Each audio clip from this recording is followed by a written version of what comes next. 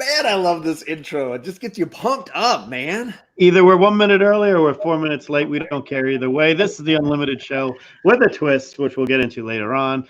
But first, this is the Unlimited Show. Like I said, of course, the co-host and the man of the hour, Mr. John's Comics with Kids. How are we, John? I'm doing great. I love Wednesday, man. And I bought a lot of books today. I got a huge group. And my LCS even gifted me a new comic book that dropped today. He's like, oh, I got extras of this, and I don't know that it's going to sell out. You should take one. So nice. I was like, dang, I picked up a book out of it. One book. Well, I picked up two books, but I picked up one new book. And we'll get into that one, I think. And then sure. Comics Misexplained. What's our record tonight, man? What are we looking at? Man. Dude, this one is a new one. It's not even out yet. Because I work at like my favorite record label, I get stuff early. This band is called Obsequi, but it's mostly like folk, pagan metal mixed with black metal. But as you can tell, the font is foiled. It's so nice. This one is the B2 variant, but it's ooh, a nice splash, and I'm sure you can't tell through here, but this is also see-through and clear, which I guess my phone doesn't shine through it. But yeah, it's really nice splatter. It's a beautiful piece of work. But yeah, it's cool. It's a good album. I really enjoyed the one prior, and I think we're gonna do a reprint of the first album, which is very rare and hard to find. And here's the one prior that the record label released. So this is the second album, and that one's the third back there. So pretty cool stuff. Yeah. Thanks for asking. So I want to shout out the chat. I was going to say we got a whole crew of people slaying in the chat. Definitely want to do that. So starting it off tonight, of course, Mr. Chris Barrett, who's definitely one of our leadoff guys. Comic Man Andy, always good seeing him right there, or Comic Boy Andy, big nugget for all of you. The Mastodon, Donnie himself, always good to see our good friend Donnie in here. Then we got, of course, John. We already spoke with him. He's D-Runk. How is everybody? We're going to see D-Runk in a little while. We're going to bring him on. I love seeing D-Runk. I never get to see D-Runk as much as I like, Well, it's always a pleasure seeing him. Yeah, but he's got a little surprise to share with some people, those that don't know. Cool. Definitely in a new segment. I don't know which show we're going to put it on, but it's going to be called the Community Spotlight. Someone who's kind of outdone themselves or whatever, something might have happened. Old Wolf! Good having him in here. Very good. Old Wolf. And Old Wolf, I don't know what his true first is, but Old Wolf is going to be on Book Club next week on my channel. So we're going to get a full hour of Tony Old Wolf rocking it. So be ready for next week. Cool. We got Perry Comics here in the chat, one of our favorite there. He's lurking somewhere in the shadows. He's lurking somewhere. He had a great stream last night. It was great. Yeah. We have Geek Aficionado. Great having you here. Our pleasure as always. And we got any more people here? Comics Was Explained joined us. Ben Compton. He says, what's up, everybody? We say, what's up to you? How we doing? Hello, Ben. And I saw Big O in the chat. Oh, Big O right there. He goes, ready to hear about the books I'm picking up on Friday. Woo, woo. And Jay Hood just jumping in at the last second. Look at that. Very good. Perfect. Look at that. Good having the J Hood creative in there. Very cool. Yeah. Well, we always start the Unlimited Show, or we always have started the Unlimited Show with what are you reading this week? And I'm going to start because I got one book that I read this week. One book I bought from my I mentioned last time I pulled my pull list, and I'm sticking to a lot of trades now and everything else. But I picked up one book, and I'm going to share it with everybody. And this was the book of the week for me. This is something I've waited a long time for, and I'll tell a story about that later on. It involves a bathroom, Scott Snyder, and Will Arnett pissing. So, a good story. We got there. TiVo is in the chat. TiVo wanted to see something. I got to share something I also got this week. So everybody knows I like the Mark Waid run. This is the final run of what's called the Herald Doctor Strange. Great run here. And is that the annual? Nope, this is number 17. Okay. The annual I think just came out last week. Yeah. But that's not Mark Waid who's doing that one. Right. It was a mixture of writers. One of them was Pinchot Chet, who wrote Infidel for Image Comics, which is fantastic, and they got picked up by a TV show or a movie. I think they're going to make a horror kind of thing going on with that show. And it's a really, really good book. If you out there, find Infidel by Image. I think I just gave away my last 3 copies of it, but I did buy a bunch of it. I did love the first. I read the first four issues of it, and then it took a break for a while. But TiVo, we want to see something here. This is after talking to Mark Waid and walking him back after the interview that the Comic Corps did. I was talking to him about Doctor Strange, and I said, I know nobody brought it up. I'm a huge fan of your Doctor Strange work. And he says, so he mentioned that. I mentioned that the artwork reminded me of the old Barry Windsor Smith style, and the writing reminded me of the trials he's going into. So he got this, and he said, Barry still does it the old way. He draws everything first on this new computer paper before he puts it in before you see it in the book. I'm like, usually I see people do it all digital now. I don't see that much original art from Marvel these days. He goes, well, this guy does it old school style. It's Barry Kitson, if you don't know. He's just one of those great. Well, this is the page, and this is his prelim that was uploaded into the system for them to use. So I got this one here. I have another one of his. This was from Mark Waid. Barry liked it so much that I got this one. I said, this is one of my favorite panels.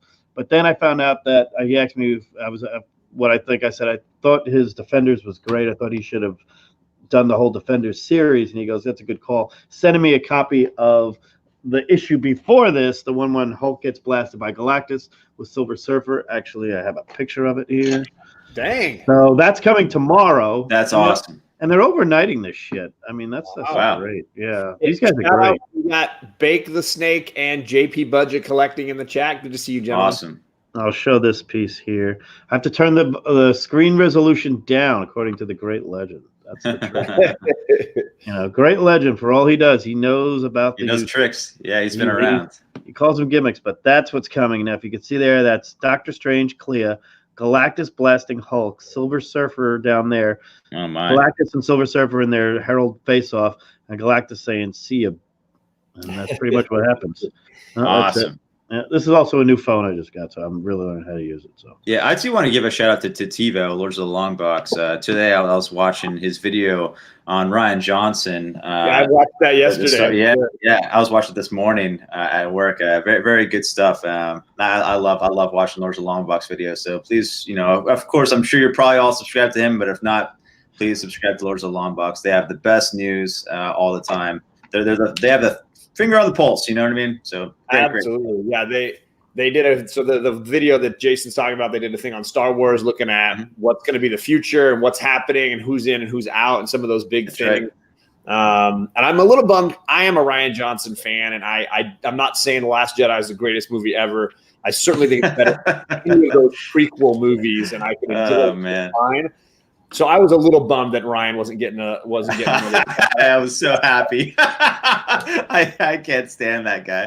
And then the news about the Game of Thrones guys and like what Brick, Looper. I mean, this guy is Looper is good. Looper is good. I like Looper. If you haven't seen Brick, you're probably missing his greatest. I didn't like Brick, but I like Looper. Freaking amazing. Yeah. Oh my God, that movie's amazing. Yeah, but I also he talks about the Game of Thrones guys that took over and how they're out because they're hacks. They fooled everyone, the whole entire industry. It's an incredible story. Yeah, but so it's exciting to hear kind of what's going on there. And TiVo, Lord of the Long Box. I know you guys are pretty much all sub to those guys, but it's definitely worth being on the inside of some of that stuff because it's awesome. And TiVo's with me on the Looper at least. Looper is awesome goodness. Yeah, it is. So what else? What have you been reading, John?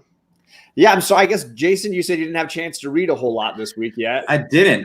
Today can I show you what I picked up today? Yeah, I was gonna say you probably got less, so I'll take a little longer if you want to go ahead and go. Yeah, I got this one cover for Undiscovered Country. I'm looking forward to read this, but I heard that the separation of the country is based upon aliens, and I was really hoping for a more social commentary, something more heated and political debate. And just the idea of it being aliens makes it fall flat to me, and really castrates it. So you should read it, and I will say that the dawn of this goes back to 2012. Okay, when Charles Soule and Scott Snyder first came up with this around that time. It was at least 3 years before the bathroom incident. Okay. That's how long ago it was. It was 3 years before. So I've known about this book since 2015, 2016. Wow. I've been waiting for this book to come out, and it's been I've heard about it. It's been written. It's been tweaked a few times here and there, but it is absolutely it delivers. That's all I'm going to say. All right. Well, I'm excited to read it. Yeah. Had to take this out of the bag, but this is Year of the Villain, Legion of Doom. The reason I picked this up, and also this next one I'm going to show, it's this nice clear cover that they have on here. Yeah, the acetate. Yeah, very, very interesting. So I think all the villain covers are done that way this week. This week, yeah, that's what I thought. I was like, this is new, which to is me, cool because I know a lot of people sure. are complaining that the Year of the Villain logo is ruining good covers. Oh yes, I agree. Catwoman that had the Year of the Villain on it was just absolutely ruined by that. Yeah, ruins the cover. Yeah, totally. Absolutely. I agree. And now it's even bigger now. It's even bigger now. I'm like, oh god. But this one too with the Harley. So here's like, Twisted Evil Harley. They did sell out. I will tell you that they did sell out. Cleavage Harley. Yeah. Headlights Harley, as JD. Headlights Harley. Yeah. So I picked that up too. Bake the Snake is mentioning that he's on book club on Alex's channel tonight, where we'll talk about Undiscovered Country. So if you want to hear more about that, definitely check in on Bake, myself, and Alec in about an hour. So with the headlights, you got to get the Perillo tail lights. Dude, that cover is amazing. And that whole Vampirella run is so good. Dynamite finally put out a book that's not just great to look at, but really good. Perillo, man. Perillo crushes it. Perillo covers. I'm a big fan of Buzz's Vampirella variants on his variant covers of some of the Vampirellas, but the Vampirella, just actually read it. It's pretty good. Yeah. I agree. Charles Priest. Yeah. Does a good job. And then also, of course, you got to pick up the Artgerm New Mutants. So, I came close to buying that too, but I passed hard on X-Force and New Mutants. I just said X-Force sold out. New Mutants sold out. I wanted to get X-Force, but my wife just pulled up to the store as soon as I walked in, and so I grabbed a couple of books real quick, and then I forgot about X-Force. But I did see it on the way out. They still had it on the shelf, and I was like, ah! They had so many copies of New Mutants at my shop. It was insane. And they had damages on the X-Force side, so those did sell out. But I know my shop's getting more of the X-Force. But in my I looked at both, and I was like, I'm not just going to blindly buy all the number ones. I wanted to read Marauders. It sounded clever and different. And I wanted to read XMen #1, but I'm kind of going week by week, just kind of glancing and hearing a little bit, and making my picks. Marauders, it was fun. It was okay. Duggan is a great writer. He makes anything fun. So I enjoyed that. The last one, Excalibur, was interesting. I'm not a big Teenie Howard fan, so it felt empty to me. That's a great cover. I love that cover so much. I want to pick that cover up. I haven't read it yet. It's the only one from last week I haven't read yet. It has little, the Hickman info page that it has. They all have those now, but it's like the writer's own twist on that. And so this one has one about a grimoire magic, which is a real thing based in real life, but not real magic. Magic's not real. But some people think it is, and there's a following to that. So I studied some of that stuff, and one of them, one of the pages that she wrote, brings out as far as to the extent of my knowledge, it brings up the symbol of like the circle. To me, that's supposed to be like the most powerful symbol because it's infinite. It continues forever. That's why John Constantine and Doctor Strange has like the symbol that's based upon a sigil of circle because it continues forever. It can hold anything constantly. And then she says, no, the X is stronger than the circle. But I'm like, that doesn't make any sense because it's open-ended. And yeah, it's two lines that can go on forever, but then I guess it makes a square. I mean, 4 squares if you think about it. But like, it doesn't make sense. So I'm like, oh, whatever. I'll let it go. Oh, it's #comic books. That's fine. Whatever, lady. But so it was fun. But the reason I picked up New Mutants mainly is because it's done by Hickman. So it makes it a must read. You got to pick up New Mutants. So. I skim read it. My shop doesn't mind if you do that. So I skim read it, and I was like, it sounds okay. I didn't really I wasn't excited about it, so I was kind of like, whatever. Comic Den in the chat made the comment, is anyone worried that the X titles are now flooding the market and then people are going to be less interested I'm not. No. And I would say that X-Men has always done that. It is never not doing that.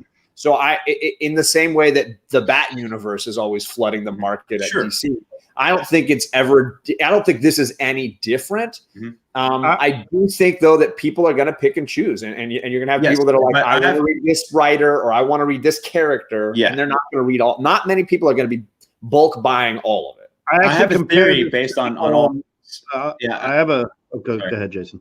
Thanks. I have a small theory I'd like to talk about real quick based on all of these. It seems like they all have a little beef, each little series of what's going on. And I think it's all going to lead up to a big culmination of everyone attacking Krakoa from different angles. So I think, New Mutants, you have, that other world, like the magic and the UK magic land. Starjammers. Yeah, and then you have the last one, or was it Excalibur? Yeah, Excalibur. That's what I meant was other world. But then previously to that, Marauders, but they had beef with Russia, and Russia's holding the gate there. We know that so that's two already. We know that they have some beef going on with Namor. We know that maybe possibly even with Black Panther and his land. Wakanda. So that's 4 possibilities already. And so I think it's just going to build and get heated, and then we're going to see the fall of Krakoa. So interesting stuff. And it's not all crucial. You don't have to buy it all. But if you want the whole entire flavor of the whole entire board, I recommend it, because so far I haven't been quite let down. The worst one to me has so far has been Excalibur, and that was okay. It wasn't terrible. And that's one of the best things I've read by Tini Howard. And I've been dissing her bad lately for all the stuff I've read. I'm sorry, Tini Howard, but this was pretty good. Excalibur, I liked it. So I didn't hate it, but it's okay. So the X titles remind me of the Venomized title, the symbiotic titles that were going on for years. Even before that, the X did the different color ones: the red, the yellow, the pink, the gold, the black. They've done that. I do think that this reminds me, however, much more of the uncanny / all new era, not the most recent one.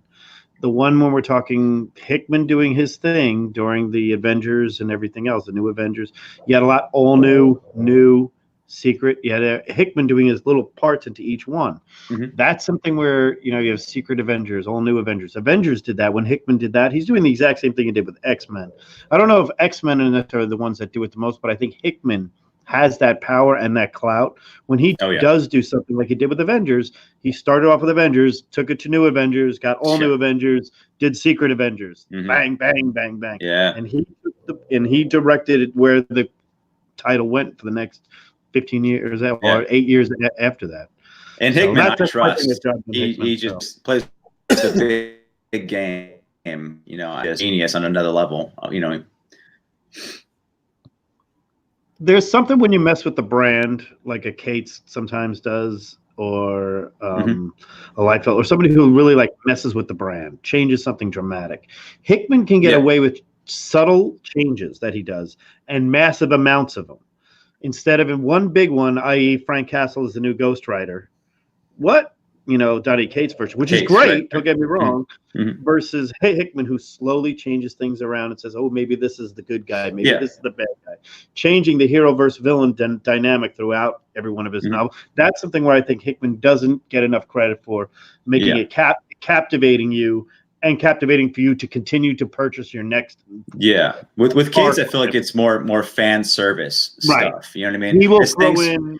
Yeah, it's things he's always wanted to see, and it's mostly things we've always wanted to see too since we were young. He brings up questions about Venom and Thor and stuff we've always wanted to see, and he's doing it. And so that's cool. So I enjoy Cates' stories because it's things I've always wanted to see. We all happen to be on the same wavelength about that stuff that he creates. With Hickman, though, he's just a twisted genius. You know what I mean? He just thinks outside the box and creates on a whole nother level about things we didn't even know we want to see, things we didn't even know we like. And he just paints this big giant picture and it plays a long game and then shows this masterpiece at the end. He's just on another level with Lemire too. I think Lemire is the best prolific modern day writer to this day.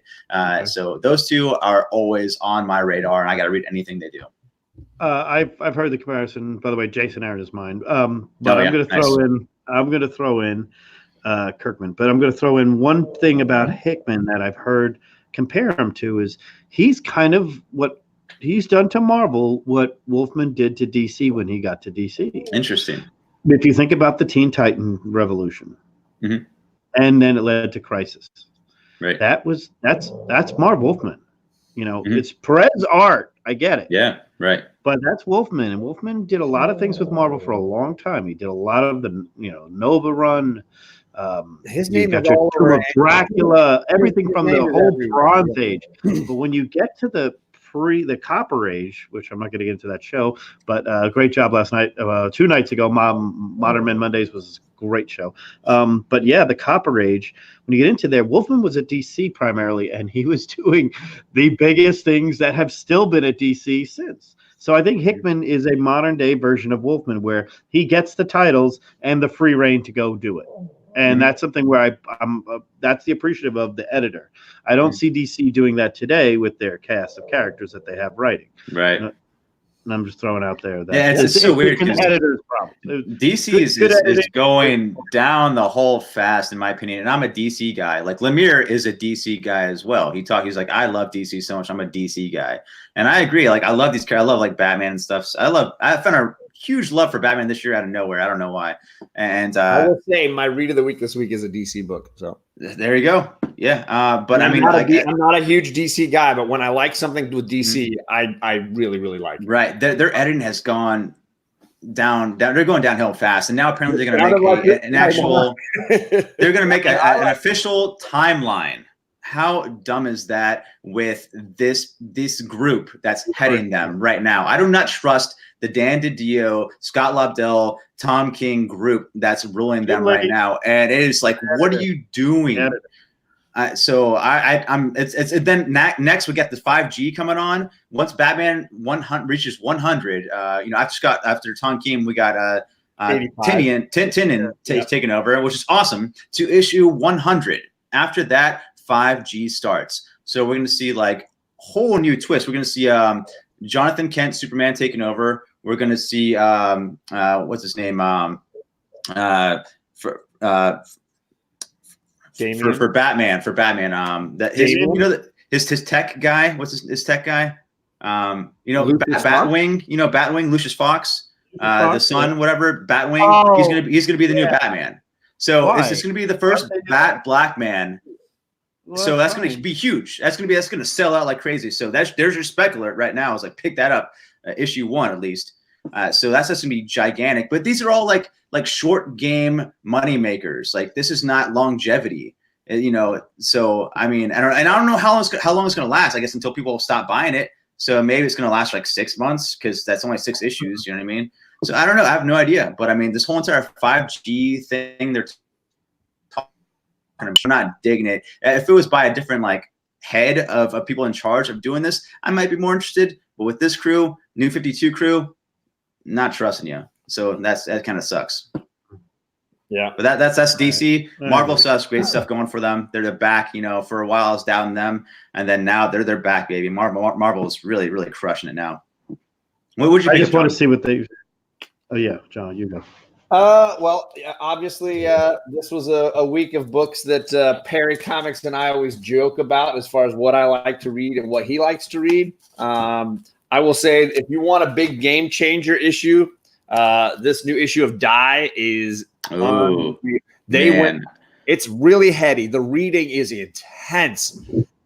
But it is basically explaining to you the birth of the game, how it came about, awesome, why it's acting the way it's like all the backstory. It's a giant info dump.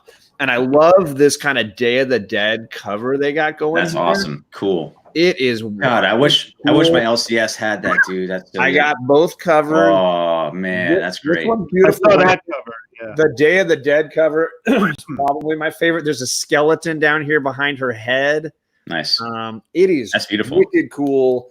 I will say this is an issue that will make some people pissed because it's so much reading and it's so intense. And you're going to read it 3 or 4 times to really get it.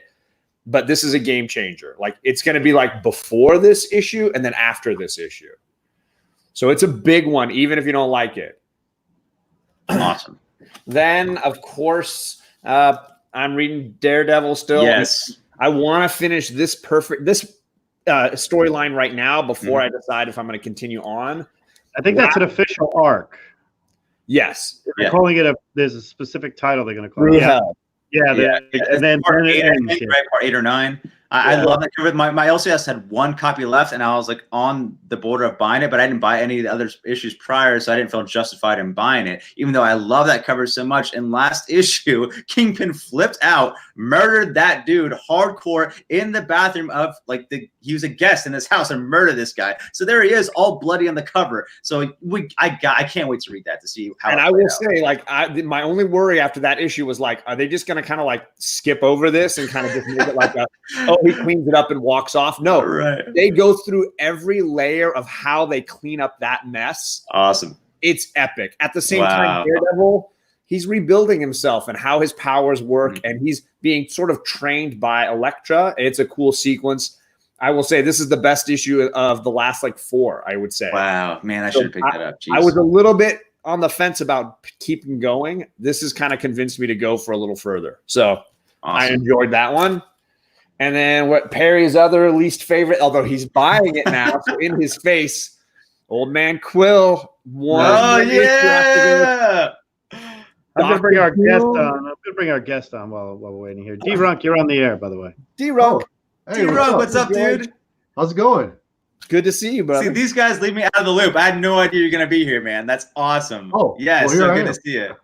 Yes.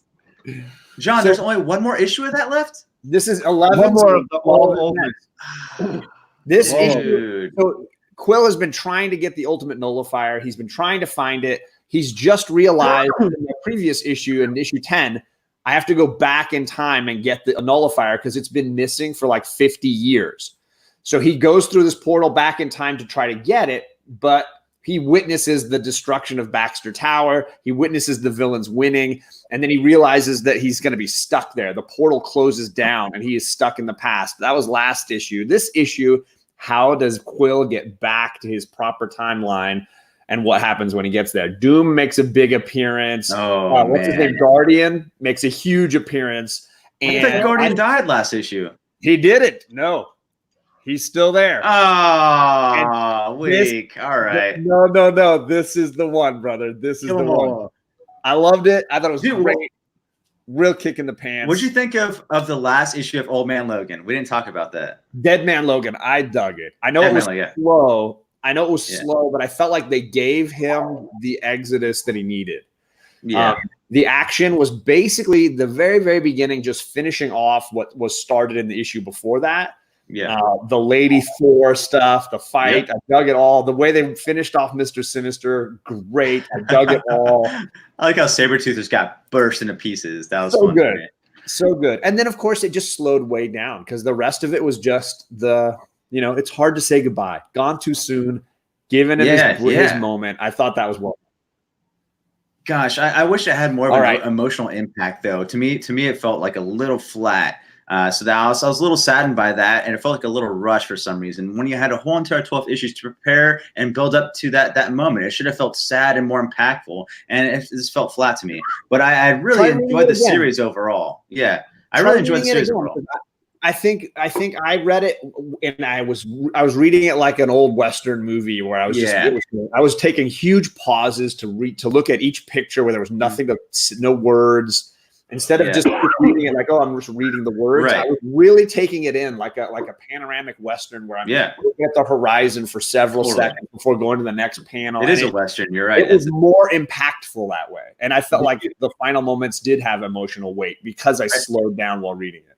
Are you excited for the new Wastelands book coming up? I haven't heard about it. Okay, so I usually stay away from solicits and spoilers. I don't read previews because it spoils things for me. But I've heard through the grapevine that there's a Wastelands book coming up, and so it is the new Thor that we saw happen in issue 11 of Old Man Logan. It is Peter Quill and Old Man Hawkeye. So it's all of them together with Hulk, also the young Hulk. Who's writing it? I don't know. I've heard about it, but I haven't heard. I'm going to be worried. I've heard that before. Right? Yeah. I need Ethan Sachs, dude. Ethan Sachs, please be writing this. I have no idea. I got to look that up too. But I mean, I'm excited for that team up. That's a cool team up. And I guess to make that possible, Peter Quill has to go through time to make everything line up. You know what I mean? So it doesn't quite make sense to me. I usually get weary of time travel stuff. Like they're gonna just make a time loop and kind of mess it all up. I liked the way they did time travel in this Old Man Quill two issues. Cool. It made sense to me, and I bought it. Awesome. JD was going to mention the omnibus thing, I think, real quick. Yeah. Okay. Yeah, they're doing a whole Old Man omnibus according to what they previews told my local shop, who does a lot of omnibuses. They sell a ton of them because we're much more of a trade and stuff like that environment as well. Yeah. It's a ridiculous big book, and it's a ridiculous price. But it's the Old Man set. It's all Old Man Logan.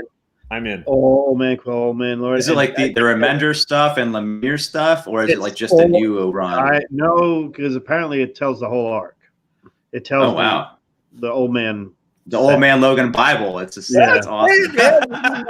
Baby. I mean, I've seen him do it with other things. So, all right, I got 3 more. Let me just run through. Yeah. We got to get to D-Runk. Who's going to tell us what he got. I'm sorry to say I love Dr. Doom, and I know people have been raving about this run. I picked up issue 2 just because I was like, maybe I'm just not getting it. I don't like it. I did not enjoy issue 1 or issue 2. I've never heard anyone liking it. I'm surprised. I read one. So many people are telling me that they love it, and I'm like, I didn't like issue 1. Yeah, I wasn't going to pick up issue 2. I'm done, so I'm not doing issue 3. Yeah. Doom had one more chance. I always say this. Doom has not had a good run ever since Secret Wars. Everything he's done, he's been brutalized. Even in the bad guy, he doesn't need to be the lead character in a comic. He doesn't need. But like even when he's like number 2 to Thanos during the whole Venomized run, they screwed him up. He's not even a good Doom. Yeah. He's like a sidekick to Thanos. I'm like, you're not even good at it. He doesn't act like Doom in that comic. He hasn't acted like Doom since the 60s, man. So who's it written by? Is it written by Tini Howard? 84 is the best one. I mean, this is Christopher Cantwell. Yeah. Oh, okay. It's just they don't treat the character. He was so big in the 1980s. I mean, if you remember, he was the biggest thing. Yeah, he was the #1 Marvel villain forever. Yep, and now written with respect. All right. Now there's nobody. Come on, I agree. They haven't gotten him right since the last Fantastic Four movie. I'm kidding. Right since like Secret Wars. Yeah, he hasn't been right since Hickman. Yeah. So my LCS gave me a copy of this Yondu issue 1 for free. I was like, sure, I'll read it. I'll check it out. Yeah. But I haven't read it yet, so that one's on my list. I'll give you how it is on Saturday. Cool. And then my read of the week was Lois Lane. I thought it was freaking great. Wow. The question kicks some insane butt in the awesome. Honestly, I want a question comic book with her just kicking butt. So I think this book is probably the most underrated thing at DC. I mean, we're getting Lemire the question book coming out, so I'm stoked for that. You know, and love me question. So it's like street level DC where you're not getting Superman saving the day, you're not getting Green Lantern flying in with superpowers. It's a reporter who can get her butt kicked, and the question who is really not all that powerful. But you're watching these 2 ladies outsmart people, and it's just too cool. The way that presented was DC's fault. They did not do enough advertising of that. They did not do any media on that. On the DC app, you have an opportunity every time the thing comes up to show one thing.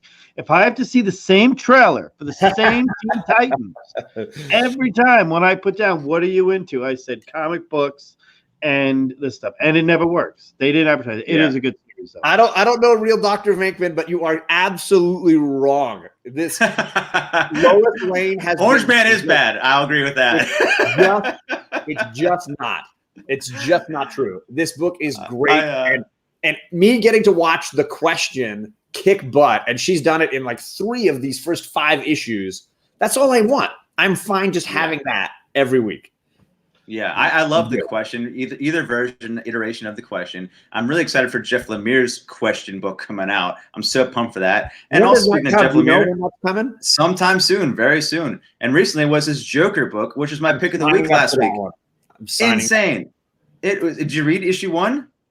Of which? Sorry, what? Jeff Lemire's Joker book? No, I was talking about. I want to read his question. Oh, okay.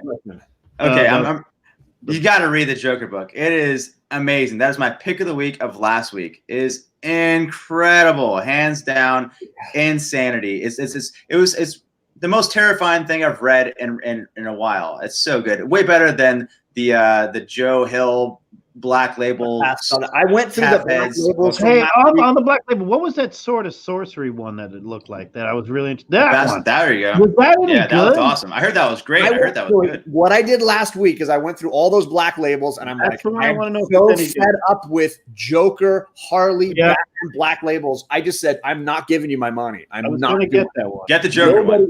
You will not regret Joker. Get the Joker. I skipped Halloween issue 2. Yeah, forget that. Yeah. Get Joker. I said I want something different, and I put my money here. The artwork is phenomenal in this. Yeah, it looks absolutely amazing. The story is a little bit dense. I still feel like after reading this issue a couple times that there's no main character yet. I can't figure out who I'm supposed to care about. Which is kind of what I was hoping it was going to be like a whole world of. So I'm hoping that is there a map? Gives us that's what I want. I want the sword. I'm going to get issue 2 of this. Is there a map in there, John? Is there a map? Every good fantasy needs a map. Is there a map in there? Like a legend? I think so. There's got to have one. Okay. I had an Elf Quest one. I remember that one. Like Conan and every great fantasy book has like a big map. The Western Crimea. How did you know what West was? Yep. Chimera. Yes. That's good then. It's got to be good. If it has a map or a legend, you know it's good. It's a map. Great. All right. Those are my books. Read of the week was Lois Lane. We have a huge guest with us tonight. We have to introduce this guy, everybody. D-Ron Comics, another Midwesterner here, representing the NWO, which we know those guys. Well, these guys have been really on fire lately. Biggie Shack and Comic Head 84, D-Ron, JP's Budget Collecting. All these guys have been just hitting it on their heart. But these guys were getting into mystery boxes. Now, before I get into his mystery boxes, I will show you first, while I have people here, the mystery boxes that he's talking about are the Spider-Man booth boxes. We have the TJ Watson Dragonheart boxes already. Here, there's the first. This is what they're going to look like. Awesome. The first 6 books were 7 books were pulled out, or 6 books were pulled out, or 6 or 7, depending on what it was. And just to give you an idea of what you're going to get, don't know what each one is, but well, there you go. Red Sonja off the bat. There's a Spawn. This is Spawn 150. Actually, Jim Lee, I think, did this one. Yeah, that's a Jim Lee cover. I know that. By the way, the condition is absolutely ridiculous. This is early X-Men right there. Very good. I think that's a Liefeld cover, too, which it is a Liefeld. Never did an X-Men Liefeld cover. This is a Liefeld cover. I mean, notice no feet. No feet. Civil War. Quentin Tarantino wouldn't like that. No feet. One of my favorite. I actually have the statue that this is based on. This great one there. Batman Family. That's a big one. Yeah, the dollar one. So this is the 70s for sure. It's a Bat Family. White Bat, White Death. Look at this. This is some really amazing artwork on this. This could be a Bernie. I don't know. Really good stuff. Looks like a team of artists did that one. You know? Old Wolf is hoping that at some point we can get a Moira update when you're done here. Yes, we will give a Moira update. Oh, and Alex Ross. That's gorgeous. Yeah. Jim Ross. Yeah. Oh, and a Darkness 1. That's a Darkness 1 sketch cover. That's actually hard to find. That's a Phil Hester, who's a local guy here. I probably know D-Ron is there, but we're working on those boxes. That's a sample of one box. And that's all from TJ, right? That's all the stuff from TJ? Any of that? We're hopefully going to get these things on sale this weekend. I'm working with some people to make sure I can get these boxes out the door in a fast, timely manner. This one's going to be a little different because they're going to be $10 to ship this box.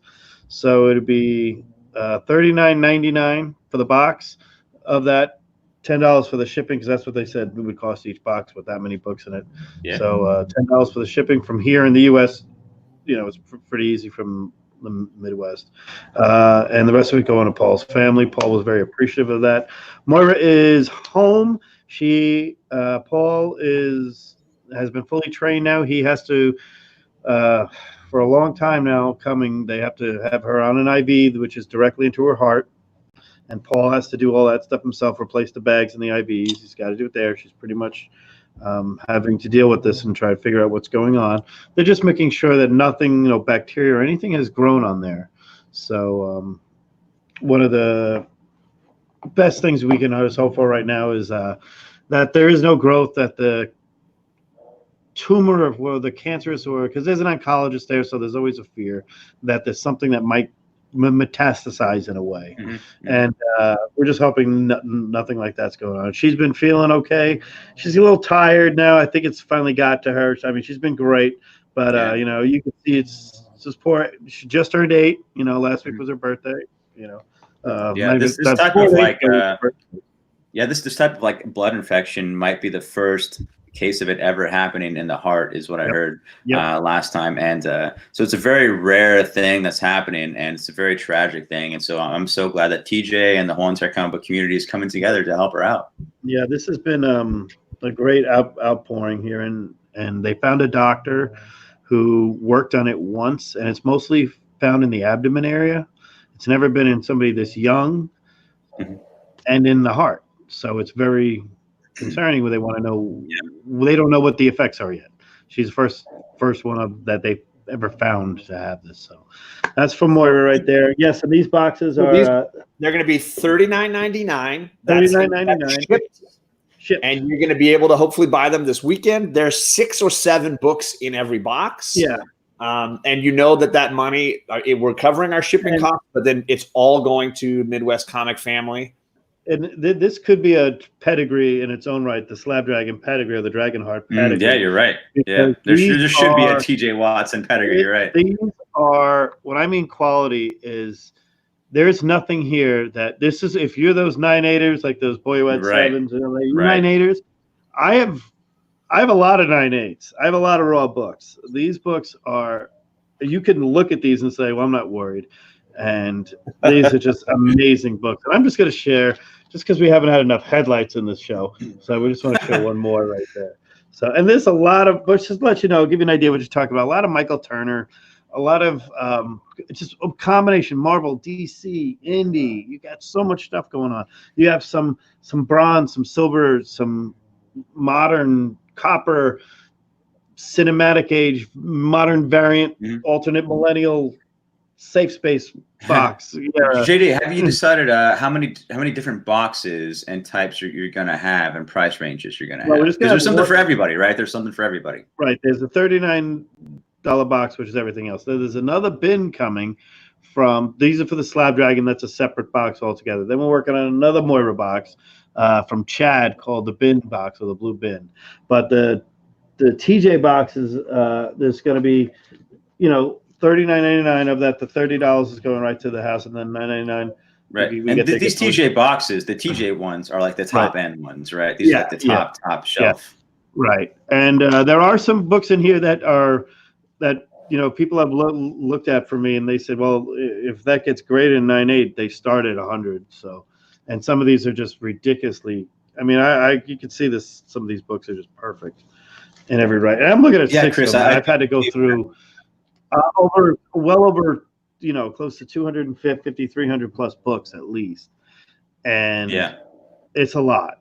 And I was literally organizing with somebody. We had them all lined up. We're going to show the video of us doing this. We're going to show a little tribute video to TJ for this. And it's just a lot of work. Will be cheaper. There will be different cheaper options available as well. These are just the TJ Prestige, right. These are the high quality.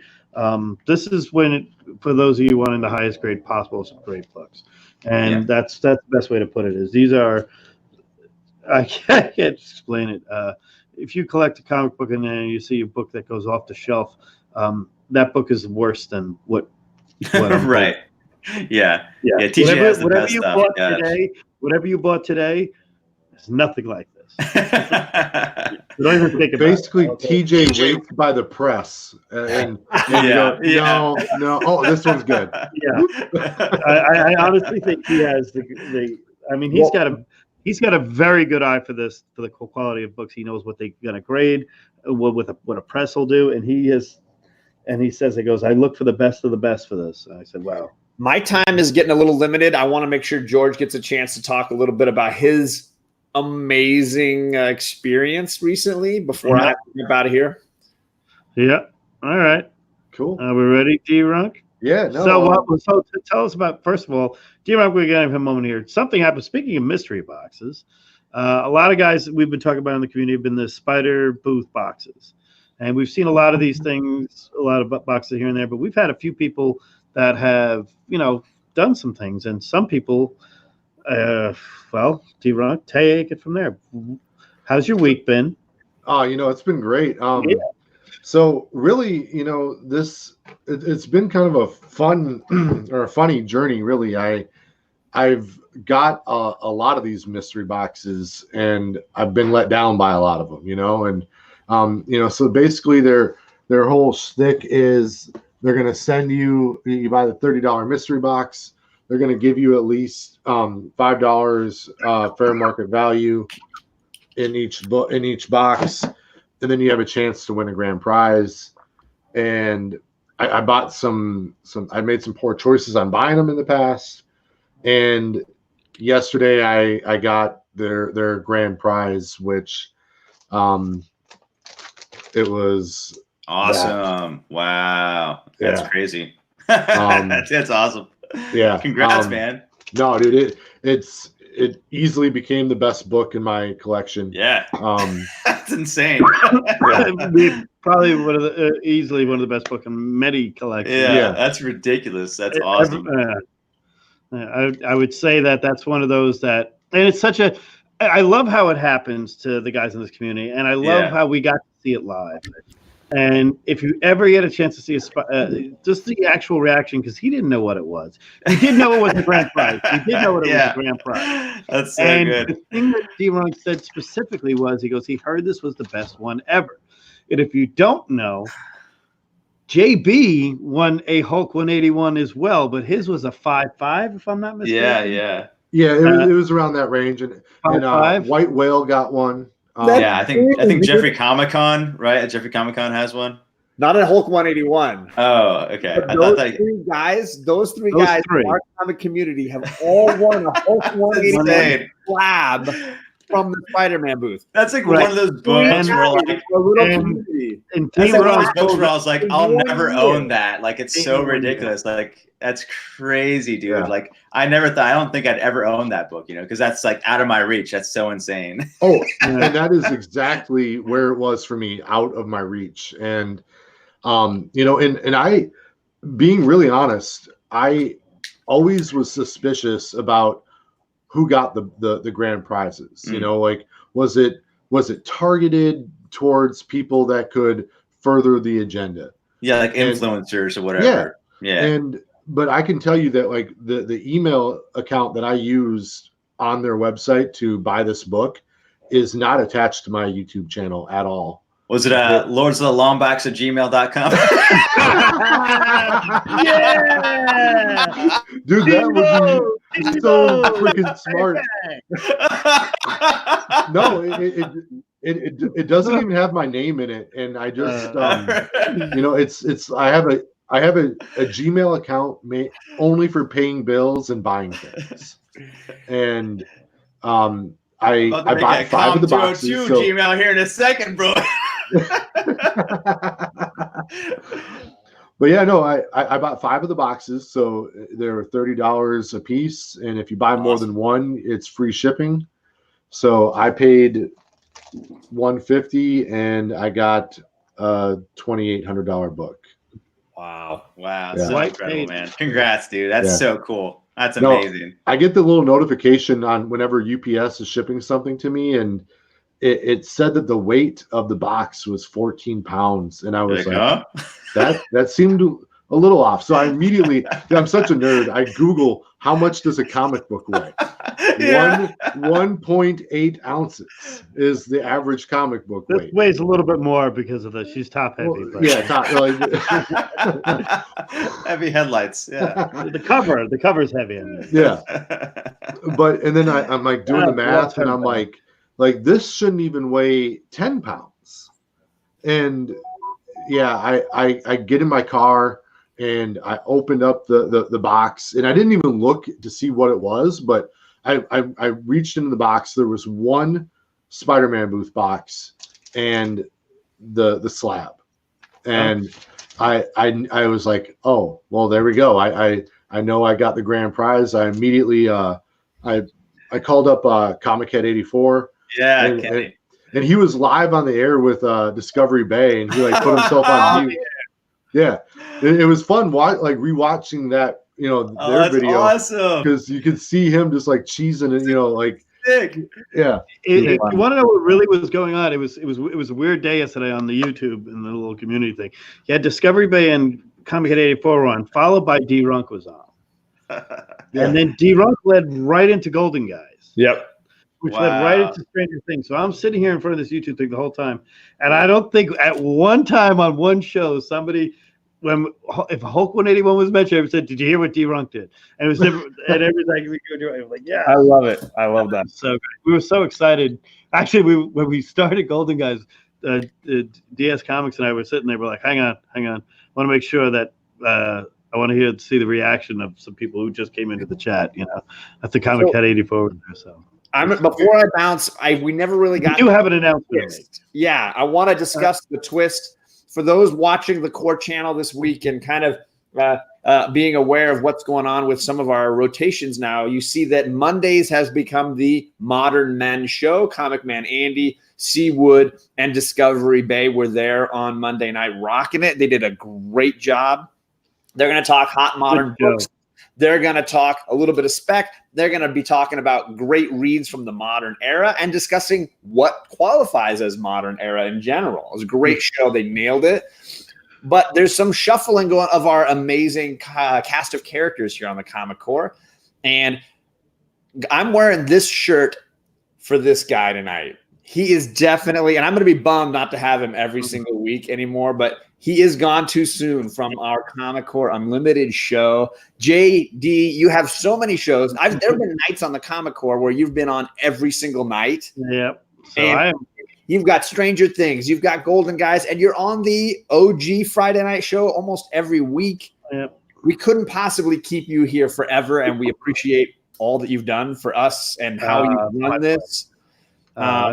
So obviously I want to give a little thanks to Comic Spectre, who was one of our OG guys that we still miss and we invite back anytime he wants to come join us. He'll be on an auction this weekend. I know that with Big Lion Cat. So. Hey, real quick on Spectre, he takes care of his comic books the way TJ does. Yeah, he's got good books. White gloves. Yeah, I'm telling you, like a real crispy book when you buy from Spectre. So, all right, go ahead. I had to interrupt. I bought from him before. When I say I don't like modern variants, there are some I do buy, and I usually get them from him. Yeah. So next week, you can look forward to a slightly different show. We might even could potentially rebrand the name for this Wednesday night show. Jason is going to be our Monday, Wednesday guy. You might see him on both shows any given week. We want Jason to be a huge part of what the Comic Core does all week long, but we don't want to burn him out either. So Jason will be a big part of it. I will be here, but you might find a very interesting new cast of characters next Wednesday, and I don't want to spoil who's going to be there with us. So just please tune in next Wednesday for something very different, but also a whole lot of fun. And I just want to, say a little thank you to the trio and, of course, Spectre with us in the beginning because it's been fun. What have we been doing this for? Almost 8 months now? 6 months? Yeah, this was the first show I did on the court. This was my first show that I got. They handed me the thing. Says, "Okay, you've been a guest on a couple of these things."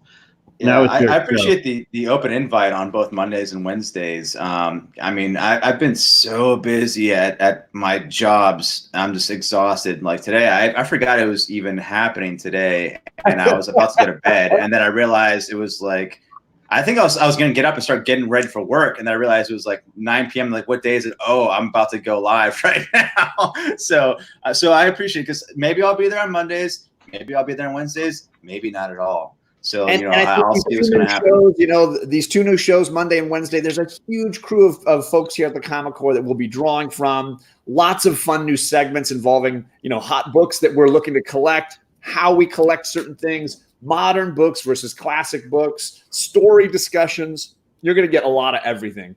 Yep. I'm going to jump out now, though. I hope to see a whole bunch of you in the chat next Wednesday. And bye, gang. I'm going to be on Alex's channel in just a few minutes talking Undiscovered Country with Bake the Snake. Nice. So a couple of the other housekeeping things are going on. I am retiring from Unlimited, focusing primarily on one weekly show. Is going to be Golden Guys. I won't be appearing on many other weekly shows, just that one and The Hunt with Tony Sanders. I will appear occasionally on the Friday show if necessary, but there's other shows coming down. Between Two Nerds is a new show that's going to be whenever we can do it. It's going to be Between Two Nerds is two guys in the Comic Corps are going to be interviewing a comic creator, or something to do with comics. So we're calling it Between Two Nerds, and that's what it's going to be. So it's going to be two guys, and it's going to be different. We're going to start out. I'll be doing one with Chris Rao and the guys from the Magnus, the Brave, Chris Rao, the artist, and Ace Knuckles. That'll be one of the ones that's going to be Comic Den, who is here. That is definitely going to be probably the debut one, if I could get that set up real quick with Discovery Bay and myself. We'll be the first two nerds that will be doing that show. We'll be real excited on that one. Another show, there'll be kind of a Star Wars show going on coming up. Does it mean you streaming Battlefront 2? Is that what's going on? It could be him and I streaming a little Battlefront 2 and talking a little bit there, and we might bring in Discovery Bay and might do a once every 2 week pay-per-view event to watch us go crazy on each other in Battlefront. Awesome. We're working on it. I'll be right back. All right. Okay. Yeah, sure. So that's some stuff we have going on.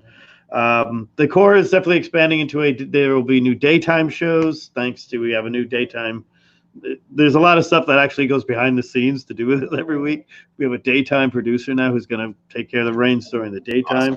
Awesome. And Jose, Discovery Bay, is just a rock star when it comes down to his ideas. So that right away, we're working on it. It's going to take a little bit of time. There's a lot of stuff like that. So we're kind of making this a little bit more into something for everybody, Mm-hmm. So we've had some requests for a figure show out there, and that's coming soon. And I love what people are talking about on that one. And I think that's a Drew Manchu show. Yeah, so that's a good thing I've heard rumblings about. I said, if you guys want to find me at all, also on Sundays, I'm on the S&B network, another channel called & B network. We have a show on there every Sundays at 7:30. Or 7 o'clock, called Comic Cast, but it's part of the Outright Geekery podcast branch. And I was going to talk to you guys in the Comic Corps and see if we want to get all our shows on the Outright Geekery umbrella for podcasts. So every single show will be broadcasted on podcast level and podcast quality all across the board, everywhere, iTunes, Spotify, and we also free samples too, and like promotional comics, and weeks ahead of schedule. So like I'll read stuff that hasn't come out yet all the time, and so we'll get access to that stuff too as well. So like it's beneficial for everyone, but about it. But that's a possibility happening. Drew Manchu might come on. Drew Manchu and I might do a thing together as well for the S&B network, a little quick review show. That's gonna be like 8 episodes. He does a great job on those reviews. Yeah, he's awesome. So everyone's doing stuff so much everywhere. Yeah, right. You guys talk to our guys, and really, I'm going to a pretty cool convention here in Minneapolis on Friday. Oh, you're going to that one? I used to go to that one, the fall session. No, this is Galaxy Con. This is a different one. This isn't the State Fair one? No, that one was a couple weeks ago. This is Galaxy Con. I'm going to get to see Mark Bagley again. I know you got to cool. interview. JD got to interview him at Planet Comic Con, where I actually met JD at that show. And Neil Adams is going to be there. I'm going to get him to autograph a Biggie Shack comic book for me. That's awesome. Yes. I heard that story, dude. You got to tell the story. Does everyone know the story? Yeah. So Comic Head 84 was buying a facsimile of this book. And this is the real one. And he he asked what the price was for an autograph, and Neil Adams goes, "Oh, it's free as long as you buy the book from me." And Comic Kid 84 has his Greater Notes show where they're going to be talking about this book, and I think that's going on tomorrow. By the way, plug for my boy 84. And he's like, "Oh, I'm going to buy a copy of this book for everyone in the Greater Notes show and mail it out to him with a Neil Adams signature." And he gets, but to get an Neil Adams signature just regularly, it costs like $80 or whatever. It's usually, so Kenny goes into this thinking he's going to pay cover price for a magazine, and it's going to be like $250 or whatever. Yeah, and he goes, "All right, that's $60 a book," and he's like, "Oh, no." And he already wrote 2 Biggie Shack, Neil Adams, 2 Biggie Shack, and so Comic Head like slinks back into the crowd like Homer through the bushes, just like disappears into the mass of humanity. And I'm gonna videotape it though. So Neil Adams has this like secret hatred for Biggie Shack for no reason, and he's gonna keep getting asked to get Biggie Shack signed on comics throughout the whole entire comic book community. We're all getting stuff signed for Biggie Shack from now on. Like each time we see Neil Adams, everyone's gonna get something signed for Biggie Shack. You know what happened in Baltimore? He was right next to us in Baltimore. Yeah, he was. We were right next to the Adams family. Remember, we kept doing this. I kept doing this every time they kept walking by. He was getting pissed. Oh man! No, but one of my Neil Adams, anyone out there, get a Biggie Shack signature. Say 2 Biggie Shack, and Neil Adams would be like, "Who is this guy?" Then we show him a video of him, brother. Oh yeah, There will be video footage of this one, so it's going to be great. But one of my favorite people that he makes videos is a channel named Geeks, Drinks, and Comics. He's flying into Minnesota, and I'm gonna pick him up at the airport. He's gonna crash at my house, and we're gonna go to the con together.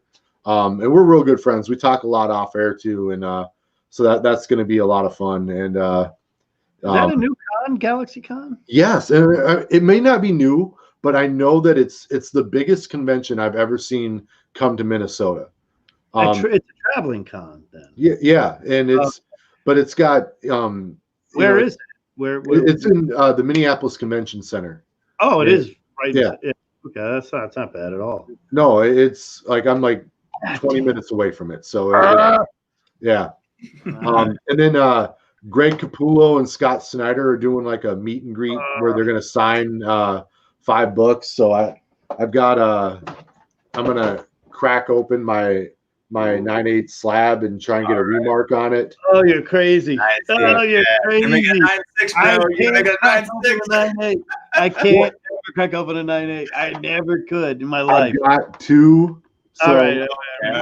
I still can. I know. It's what I literally had this decision to make with the Walt Simonson book, right? Yeah. And I have a 9/8 slab with me in Baltimore. I'm like, I just can't do it. I couldn't do it either, dude. No way. I found a raw copy for $5 near mint. Thanks, Walt. Please sign this one. But the big thing I'm going to try and get is I'm going to try and get Mark Bagley to do a Scarlet Spider sketch for me. He's so reasonable.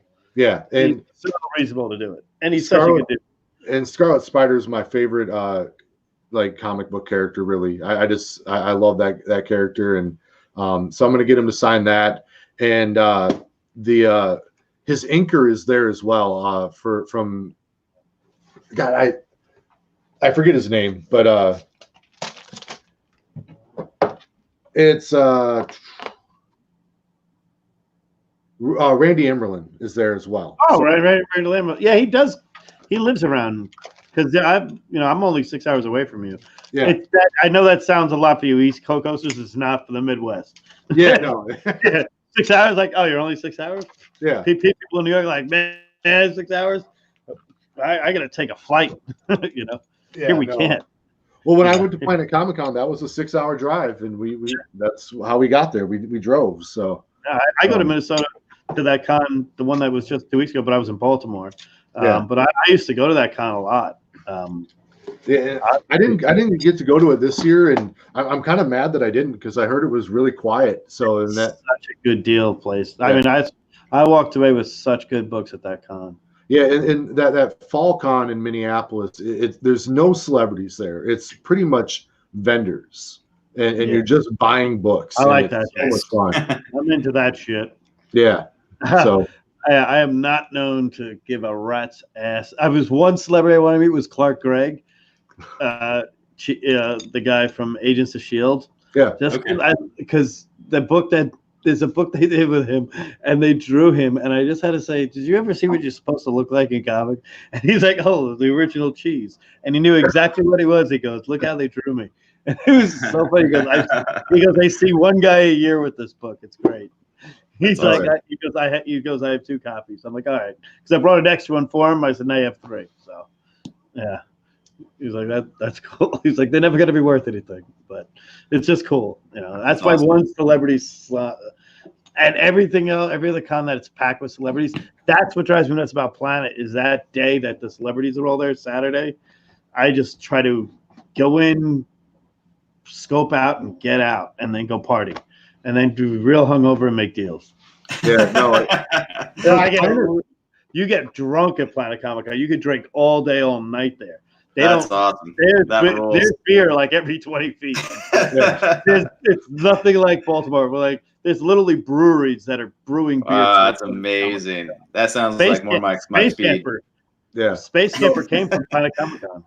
Planet Comic Con was the first big convention I'd ever went to, and I only went one day, and it was the most tired I've ever been in my entire life. And I know JP from JP's Budget Collecting.